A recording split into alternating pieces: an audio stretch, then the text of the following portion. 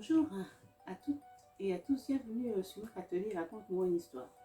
Aujourd'hui, nous allons continuer sur toujours dans notre thème de la communication et nous allons voir ici dans la communication, bien sûr, liée au leadership et la fonction dirigeante. Donc ici, nous voyons ici que, comment dans le cas ici de Moïse, Moïse va se heurter à une difficulté. Lors de cette difficulté, il devra faire appel au conseil exceptionnel de son beau-père qui va lui donner un conseil extrêmement intéressant en termes de la gouvernance, en termes de, fait de diriger une communauté, de diriger une équipe. Il va lui donner un conseil de façon à ce qu'il ne perde pas son énergie inutilement, de façon à ce qu'il puisse être un excellent dirigeant. Ce conseil consistera à ce qu'il puisse faire des petites équipes auxquelles il va conférer son leadership de façon à ce qu'il puisse mieux gouverner, mieux diriger et se focaliser sur l'essentiel de sa fonction dirigeante. Ce conseil est valable aussi en termes d'entreprise, ce conseil est valable en termes de gouvernance, ce conseil est valable en termes lorsqu'on dirige une ASBL, une entreprise ou quelque chose de ce genre-là. Et on va voir aussi dans d'autres systèmes, on va voir aussi dans l'histoire, nous restons toujours dans l'esprit de l'histoire, on va voir dans beaucoup de communautés africaines, on va voir plusieurs points lorsque les chefs dirigeaient, et on verra que les chefs ne dirigeaient jamais seuls. On va dans l'ordre des conseils, notamment, il était composé soit d'un voyant, par contre, on va voir aussi un guérisseur qui était aussi dans la fonction dirigeante, et on voyait aussi que le chef coutumier était accompagné de ces trois personnes, un qui va être celui qui va conseiller, et l'autre qui va être celui qui va être plutôt celui qui va invoquer le ciel, et lui-même qui va prendre la décision finale. Donc ici, on va voir qu'il y avait un équilibre. Lorsque cet équilibre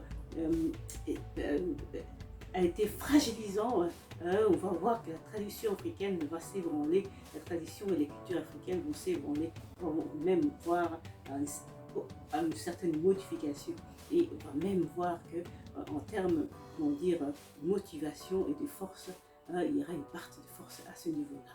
Donc c'est vrai que nous voyons que dans le principe de la gouvernance, la communication va être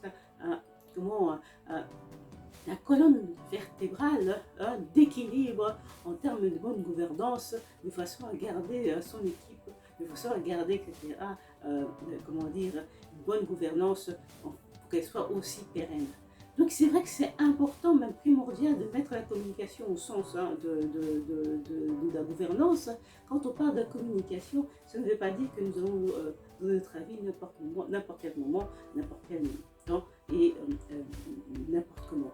Donc la communication va être donnée à un moment donné dans le but de pouvoir renouveler les équipes, renouveler l'état d'esprit, renouveler les idées, et va pour nous projeter dans la vision à long terme.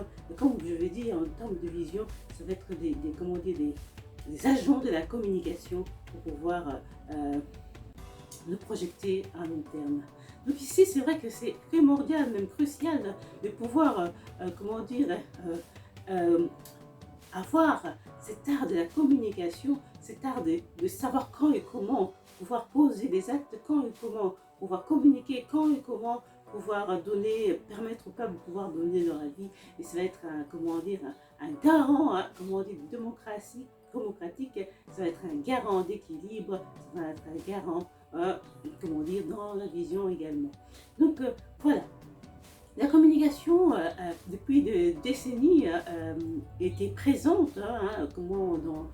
Dans l'histoire, on va le retrouver dans différentes peuples. Il y a différents types de communication. Et la communication va être soit au niveau musical, ou soit au niveau visuel pour les Européens, ou ça va être une communication plutôt muette dans certains pays qui vivent une pression au niveau de la communication, voire une dictature.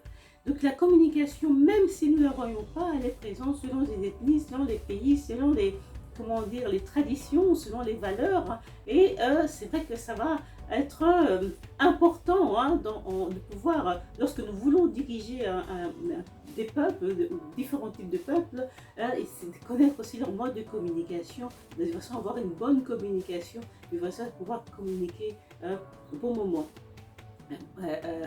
Et pouvoir poser des actes là où c'est nécessaire.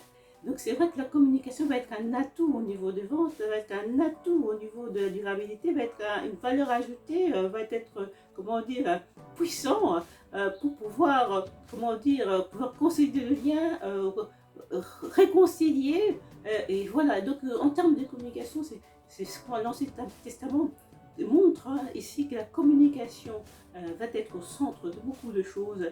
La communication va être au centre au niveau de la durabilité. On verra que Abraham, lui, était un excellent communicant parce que même si Lot était quand même une personne difficile, Abraham était quelqu'un apaisé, hein, quelqu'un de pacifiste, quelqu'un qui est un excellent communicant.